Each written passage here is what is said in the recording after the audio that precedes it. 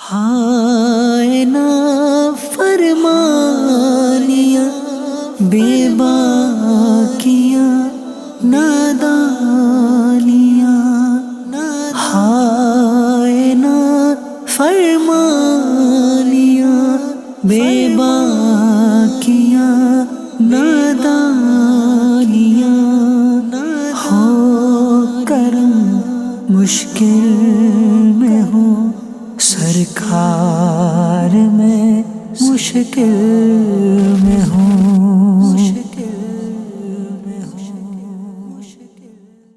الحمدللہ رب العالمین والصلاة والسلام علی سید المرسلین، اما بعد فاعوذ باللہ من الشیطان الرجیم، بسم اللہ الرحمن الرحیم۔ الصلاة والسلام علیک یا رسول اللہ وعلی آلک واصحابک یا حبیب اللہ، الصلاة والسلام علیک یا نبی اللہ وعلی آلک واصحابک یا نور اللہ۔ فرمان مصطفیٰ صلی اللہ تعالی علیہ وآلہ وسلم ہے، جس کا مفہوم ہے میرے حوض کوثر پر قیامت کے روز کچھ گروہ آئیں گے جنہیں میں کثرت درود پاک کی وجہ سے پہچانتا ہوں گا۔ صلو علی الحبیب صلی اللہ تعالی علی محمد وعلی آلہ واصحابہ وبارک وسلم، صلاۃ والسلام علیک یا سیدی یا رسول اللہ صلی اللہ علیہ وسلم۔ FGN چینل کے ناظرین،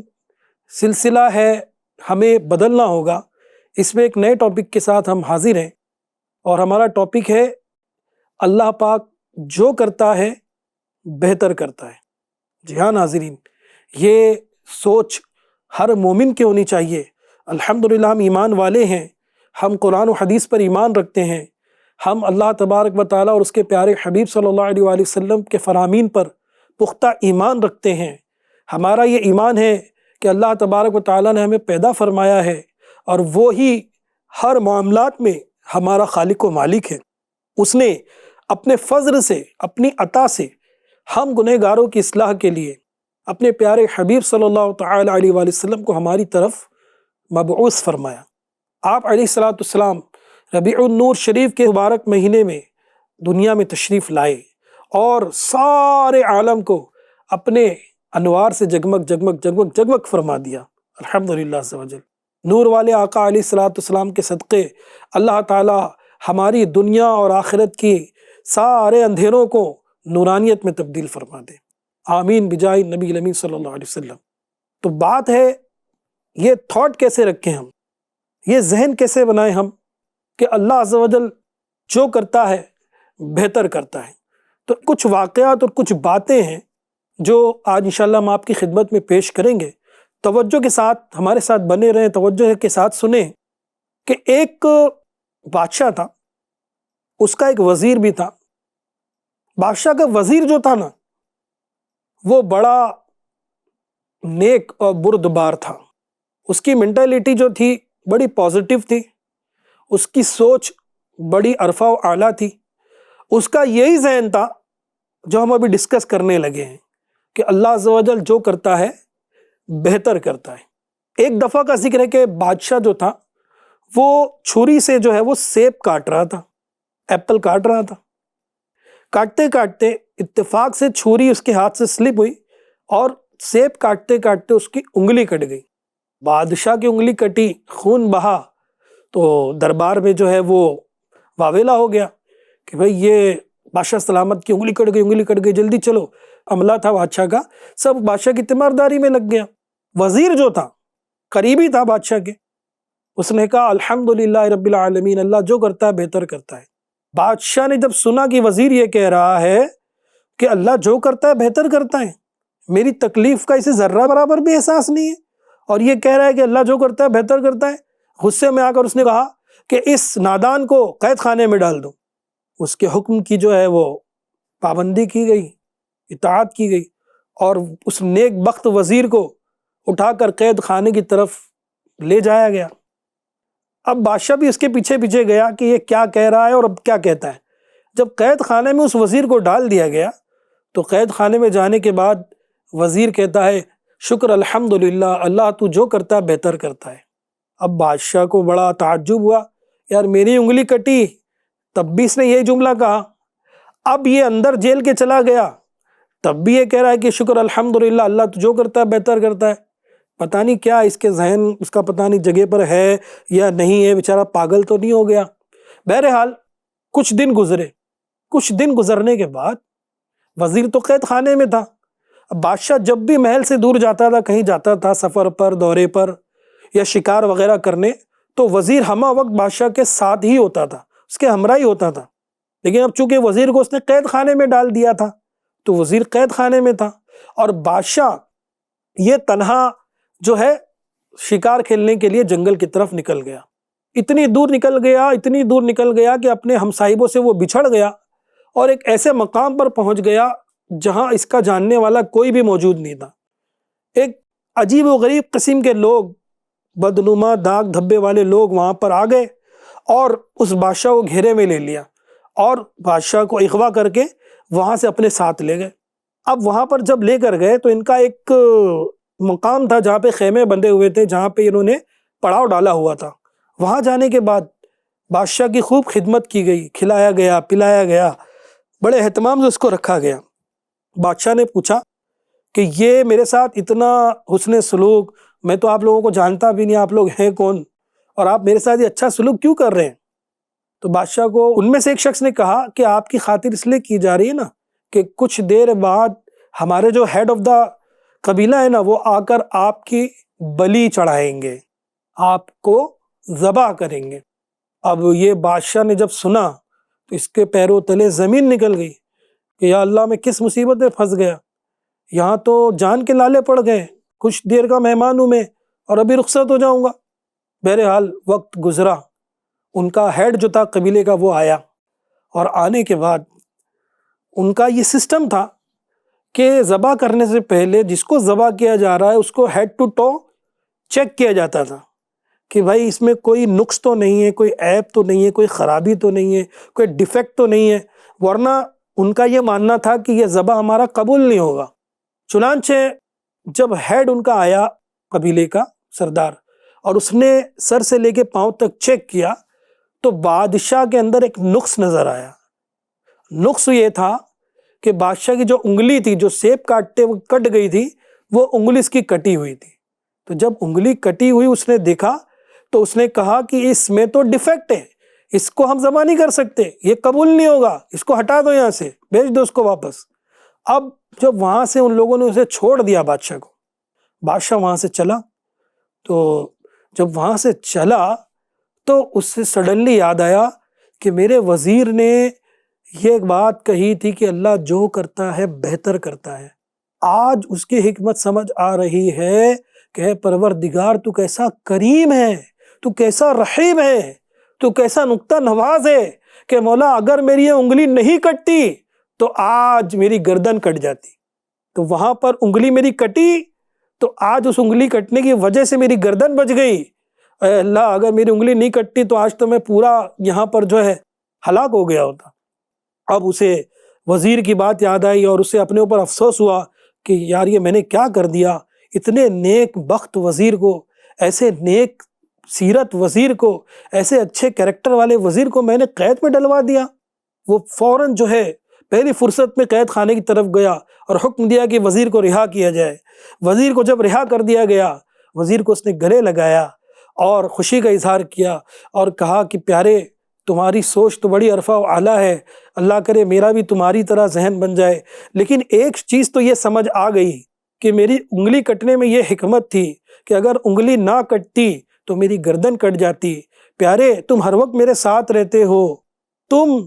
آج قید خانے سے باہر آ رہے ہو، تم قید میں گئے تو بظاہر تو یہ بھی مصیبت تم پر آئی نا، انگلی کٹی تو بظاہر وہ بھی مصیبت مجھ پر تھی، لیکن وہ مصیبت بہت بڑی مصیبت سے بچنے کا پیش خیمہ میرے لیے ثابت ہوئی۔ اور آج اس وقت جب تم کو قید خانے میں ڈالا گیا تھا تو بظاہر وہ بھی تمہارے لیے بہت زبردست مصیبت تھی کہ تم آزادی کی زندگی سے دور ہو کے قید خانے میں جا رہے ہو، لیکن میں نے باقاعدہ دیکھا کہ تم اس وقت بھی شکر الحمدللہ کہہ رہے تھے، اللہ کا شکر ادا کر رہے تھے، تم اس وقت یہ کہہ رہے تھے کہ اللہ تو جو کرتا ہے بہتر کرتا ہے۔ تو میری انگلی کٹنے کی حکمت تو سمجھ آ گئی، لیکن تم جو قید خانے میں گئے اس کی کیا حکمت ہو سکتی ہے؟ وہ وزیر بڑا نیک تھا، اس نے کہا حضور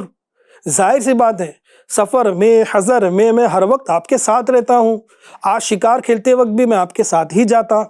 تو ظاہر ہے آپ کو اگر اریسٹ کیا جاتا ہے، پکڑا جاتا، آپ کو وہ لوگ جن لوگوں نے آپ کو قید کیا تھا، آپ کی خدمت کی اور پھر بعد میں آپ کو ذبح کرنے والے تھے، تو مجھے بھی آپ کے ساتھ وہ لوگ اٹھا لے جاتے، اور چونکہ آپ کے اندر عیب تھا، انگلی کٹی تھی، آپ کو چھوڑ دیا جاتا، اور میرے اندر کوئی عیب نہیں ہے، میرے ہر پارٹ سلامت ہے، نہ کچھ کٹا ہے، نہ نچا ہے، نہ پھٹا ہے، تو ہو سکتا ہے کہ مجھے آپ کی جگہ پر جو ہے وہ ذبح کر دیا جاتا۔ تو اللہ تبارک و تعالی نے آپ کی انگلی کاٹ کے اس بڑی مصیبت ہلاکت سے آپ کو یہاں بچایا، اور مجھے قید خانے میں ڈلوا کر میری بھی جان اللہ تعالیٰ نے اس طرح بچا لی۔ تو دیکھا ناظرین، بعض اوقات ایسے معاملات ہمارے سامنے ہوتے ہیں، زندگی میں بہت ساری باتیں ایسی ہمارے سامنے ہوتی ہیں جو ہمارے فیور میں نہیں ہوتی ہیں،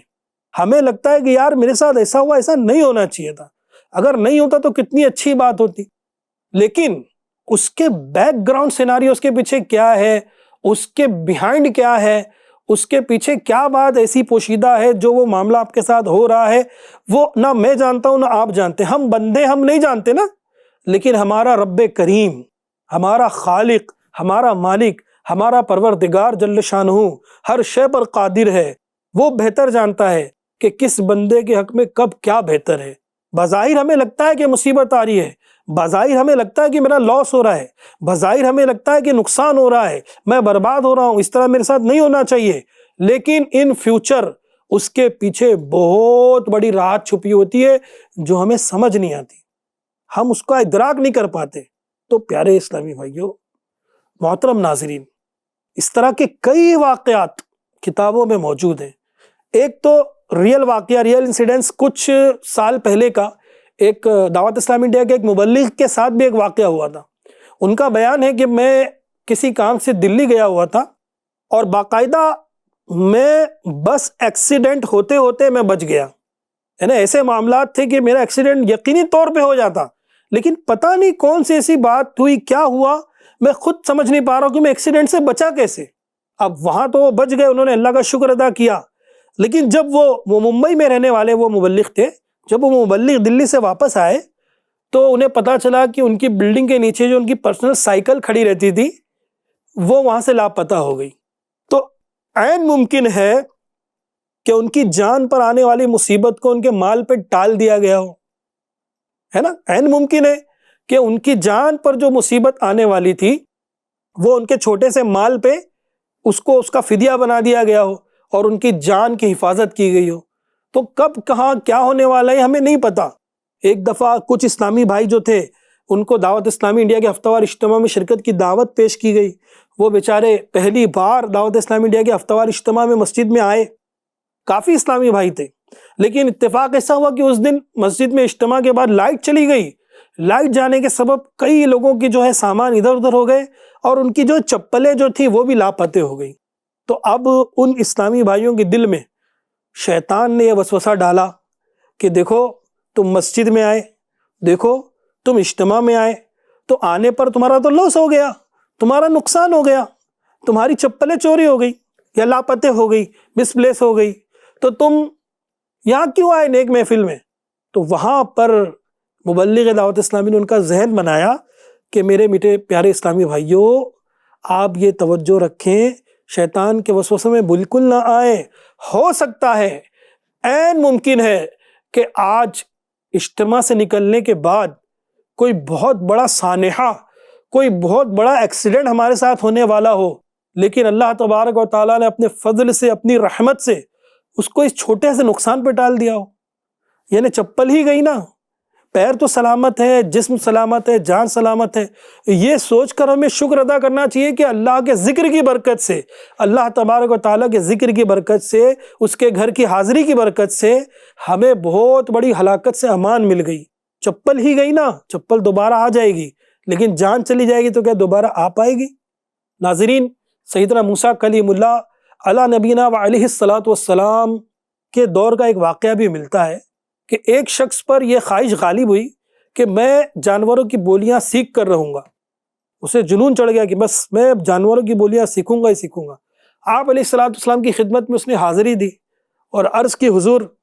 مجھے جانوروں کی بولیاں سیکھنا ہے، براہ کرم آپ سکھا دیجئے۔ موسیٰ علیہ الصلاۃ والسلام نے اس کو منع فرمایا کہ نہیں تم اسے مت سیکھو، یہ تمہارے حق میں بہتر نہیں ہے، لیکن اسے ضد چڑھی ہوئی تھی، شوق چڑھا ہوا تھا کہ نہیں مجھے سیکھنا ہی سیکھنا ہے۔ تو دیکھیں بعض اوقات جو ہے نا بندہ ضد میں آ کر اپنا بہت بڑا نقصان کر بیٹھتا ہے۔ کئی باتیں ایسی ہوتی ہیں جن میں ہمیں پڑھنا نہیں چاہیے، لیکن نفس و شیطان بہکاتے اور بندہ نہ چاہتے ہوئے بھی اس میں پڑ جاتا ہے۔ اب دیکھیں اس شخص نے جب ضد کی اور موسیٰ علیہ السلام کے سمجھانے کے باوجود نہ مانا، تو موسیٰ علیہ السلام نے اس کو جانوروں کی بولیاں سکھا دی۔ اب تو یہ بڑا بڑا خوش و خرم جو ہے وہاں سے آیا اپنے گھر کی طرف اور خوش رہنے لگا کہ یار مجھے جانوروں کی لینگویج سمجھ میں آ گئی ہے، بڑا مزہ آ رہا ہے، یہ کیا باتیں کر رہے پتہ چل رہا ہے۔ ایک دن ایسا ہوا کہ رات کے کھانے کے وقت جب رات کا کھانا اس کا جو جھوٹا بچ جاتا ہے نا، ہڈی گوشت اور دیگر چیزیں، اناج کے دانے وغیرہ، وہ دسترخوان سے جب صحن میں ڈالا گیا تو اس کے گھر میں ایک مرغ تھا اور ایک کتا تھا۔ وہ دونوں اس کھانے پہ لپکے اور اس کھانے کے معاملے میں دونوں میں جھڑپ ہونے لگی۔ وہ کہہ رہا میں کھاؤں گا، وہ کہہ رہا میں کھاؤں گا۔ اب کتے نے بولا مرغے سے کہ تو کھانے کا ٹینشن مت لے، کل ہمارے مالک کا بیل جو ہے وہ کل مر جائے گا، جب وہ مر جائے گا تو گھر میں ہمارے گوشت افراط ہوگا، ہڈی بھی افراط ہوگی، تو بھی کھانا میں بھی کھاؤں گا، مزے لیں گے۔ اب اس کو جانور کی بولیاں تو آ گئی تھی، اس نے بولا اچھا کل بیل مر جائے گا، میرا جانور مر جائے گا، کیوں نہ میں جا کر اس کو فروخت کر دیتا ہوں، تاکہ جو ہے وہ میرے پاس نہیں رہے گا تو مرے گا ہی نہیں، دوسرے کے پاس جائے گا اس کے پاس مرے، اس کا نقصان ہو، میں نقصان سے بچ جاؤں گا۔ ارے یہ تو بڑا اچھا ہوا میں نے جانور کی بولیاں سیکھ لی۔ تو چنانچہ وہ ہاتھوں ہاتھ وہ اپنے جانور کو لے گیا، بازار میں فروخت کر کے خوش و خرم گھر کی طرف آیا کہ چلو مصیبت میرے سر سے ٹلی، اب مرنا ہوگا تو اس کے پاس جا کے مرے گا، میں ٹینشن فری ہوں، مجھے کوئی لاس نہیں ہوگا۔ ارے واہ یہ تو بڑا اچھا ہوا کہ جانور کی بولیاں میں نے سیکھ لی، اس سے تو بڑا فائدہ ہو رہا ہے۔ اب دوسرے دن اس نے پھر دیکھا کہ مرغ اور کتے میں بات چیت ہو رہی ہے۔ وہ کہتا ہے کہ یار تو نے تو کہا تھا کہ آج ہمارا جو ہے مالک کا بیل مر جائے گا اور ہمیں خوب جو ہے دعوت ملے گی، خوب کھانے ملے گا، لیکن ہمارے مالک نے تو اس کو بیچ دیا، اب کیا ہوگا؟ تو کتے نے کہا کہ گھبرا مت، کل ہمارے مالک کا گدھا مر جائے گا، سواری کا جو گدھا ہے وہ مر جائے گا، کل بھی گوشت افراط ملے گا ہمیں، تو ٹینشن مت لے۔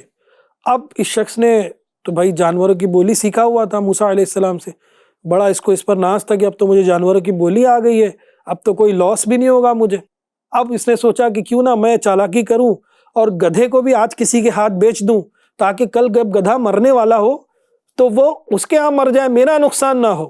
یعنی صرف اپنا فائدہ سوچنا، دوسرے کے بارے میں فکر نہ کرنا۔ اب یہ اسی وقت آ گیا اور ہاتھوں ہاتھ اس نے گدھے کو بھی فروخت کر دیا۔ اب جب دوسرا دن آیا، نیکسٹ ڈے، تو پھر دونوں میں بات ہوئی۔ اب وہ غور سے سنتا ہے کہ یہ دونوں کیا بات کر رہے ہیں، تو مرغ اور کتے نے پھر بات کی۔ مرغ نے کہا یار تم نے تو کہا تھا کہ کل گدھا مر جائے گا، تو ہمارا مالک نے گدھے کو بھی بیچ دیا، اب کیا ہوگا؟ کتے نے کہا تو فکر نہ کر، کل ہمارا مالک خود مر جائے گا، اب جو ہے خوب دعوتیں ہوں گی، خوب دیگ بنے گی، تجھے بھی خوب بھرپور کھانا ملے گا، مجھے بھی ملے گا، ٹینشن نہ لے۔ اب اتنا سننا تھا تو وہ شخص کی جو حالت خراب ہو گئی اور وہ بڑا گھبرایا، اور گھبرائے ہوئے سیدنا موسیٰ علیہ السلام کی بارگاہ میں حاضر ہوا، عرض کی اللہ کے نبی میری مدد فرمائیے، میں رسوا ہو گیا، میں برباد ہو گیا۔ آپ نے پوچھا کیا ہوا؟ تو عرض کی حضور ایک دن ان لوگوں نے اس طرح باتیں کی کہ کل جو ہے بیل مر جائے گا، میں نے بیل کو دوسرے کے ہاتھ بیچ دیا۔ دوسرے دن ان کی گفتگو سنا تو کہا کہ کل یہ گدھا اس کا مر جائے گا، تو گدھے کو میں نے دوسرے کے ہاتھ فروخت کر دیا۔ آج ان کی گفتگو میں نے سنا یہ کہہ رہے کل اپنا مالک مر جائے گا، حضور مجھے ہلاکت سے بچا لیجئے، میں اتنی جلدی مرنا نہیں چاہتا۔ آپ علیہ السلام نے اس کو فرمایا کہ دیکھا میں نے تمہیں سمجھایا تھا کہ یہ سیکھنا تمہارے لیے بہتر نہیں ہے، اور وہ بلا آنے والی تھی اور ایک جان تمہارے گھر سے جانے والی تھی، وہ بیل کی بھی جا سکتی تھی لیکن تم نے اسے ہٹا دیا، وہ گدھے پہ آ رہی تھی تم نے اسے بھی ہٹا دیا، اب وہ تم پر آئے گی، لہٰذا اب یہ تو آنی ہی ہے۔ تم کو میں نے پہلے سمجھایا تھا کہ یہ چیزیں مت سیکھو، تمہارے لیے یہ جو ہے نقصان دے گی، لیکن تم نے نہیں مانا۔ تو پتہ یہ چلا کہ ہر چیز کی ضد کرنا کہ میں فلاں چیز مجھے مل جائے، فلاں چیز میرے لیے بہتر ہے، ایسا ضروری نہیں ہے۔ جو ہمارے حق میں بہتر ہے ہمارا کریم رب ہمیں وہی عطا فرماتا ہے، اور اس کے بیونڈ کیا چیز ہے، اس کے بیہائنڈ کیا کیا چیزیں ہیں، اس کے پیچھے کیا کیا سیناریو ہے، ملنے میں کیا نقصانات ہیں، نہ ملنے میں کیا فائدے ہیں، یا ملنے میں کیا فائدے ہیں، نہ ملنے میں کیا نقصانات ہیں، وہ ہم نہیں جانتے، وہ ہمارا مالک و مولا ہم سے بہتر جانتا ہے۔ تو اے میرے FGN چینل کے ناظرین، میرے اسلامی بھائیوں، اس کو غور سے سمجھنے کی بات ہے کہ ہم مومن ہیں۔ حدیث پاک میں آتا ہے کہ دنیا مومن کے لیے قید خانہ ہے، تو قید خانے میں کیسی زندگی دی جاتی ہے؟ قید خانے میں ہر خواہش پوری کرنے کی آرزو نہیں کی جاتی ہے۔ قید خانے میں تو جو باؤنڈریشن ہے، جو لیمیٹیشن ہے، اس کے مطابق رہا جاتا ہے، تاکہ جب ہم دنیا سے جائیں، دنیا سے رخصت ہوں، تو ہمارا رب عز و جل ہم سے راضی ہو، اللہ کی رضا ملے گی، اس کے محبوب کی رضا ملے گی، تو انشاءاللہ جنت کی عظیم الشان نعمتیں بھی ملے گی، اللہ تبارک و تعالیٰ کا دیدار بھی حاصل ہوگا۔ اور اگر اللہ اس کے رسول عز و جل صلی اللہ تعالیٰ علیہ وآلہ وسلم کو ناراض کر کے دنیا سے گئے تو کہیں بھی ہمارا ٹھکانہ نہیں لگے گا۔ ہمارا جو ٹارگٹ، ہمارا جو ہدف ہونا چاہیے، وہ پرائیورٹی جو ہونی چاہیے وہ آخرت کی ہونی چاہیے۔ دنیا میں اگرچہ کیسا بھی ہمارے ساتھ معاملات ہو، ہمیں یہ سوچ کے صبر کرنا چاہیے کہ یہ ہمارے حق میں بہتر ہے، اسی میں ہماری بہتری ہوگی، کیونکہ Allah is the best planner for everyone ون۔ اللہ تعالیٰ بہترین منصوبہ ساز ہے، بہترین جو ہے وہ ہمارے معاملات فرمانے والا ہے۔ ہم سوچ بھی نہیں سکتے، سوچے نا، وہ ماں سے 70 گنا زیادہ اپنے بندوں سے محبت فرماتا ہے، تو جب وہ اپنے بندے سے محبت فرماتا ہے تو کسی بندے کا کیا کبھی برا ہونے دے گا؟ نہ پیارے اسلام، کبھی نہیں ہوگا۔ جو بظاہر برا ہوگا نا، اس میں بھی لاکھوں ہزاروں کروڑوں جو ہے نا اچھائیاں چھپی ہوں گی جو ہماری پہنچ سے باہر ہے نا۔ اللہ کریم ہمیں اس فلسفے کو سمجھنے کی توفیق عطا فرمائے کہ اللہ عز و جل جو کرتا ہے بہتر کرتا ہے۔ اللہ کرے کہ ہمارا یہ ذہن بنا رہے، ہم ایمان کی سلامتی کے ساتھ دنیا میں رہیں، ایمان و عافیت کے ساتھ دنیا سے رخصت ہوں۔ رب کریم ہمیں اپنی رضا والے کاموں پر استقامت نصیب فرمائے۔ نیکسٹ ایپیسوڈ میں انشاءاللہ پھر نئے ٹاپک کے ساتھ ملاقات ہوگی۔ آپ نماز روزے کی پابندی کرتے رہیے، اپنا خیال رکھیے۔ FGN چینل کے ناظرین، انشاءاللہ پھر ملاقات ہوگی۔ السلام علیکم ورحمۃ اللہ وبرکاتہ۔ ہائے نا فرمانیاں بے باکیاں نادانیاں، ہائے نا فرمانیاں بے باکیاں نادانیاں، ہو کرم مشکل میں ہوں، سرکار میں مشکل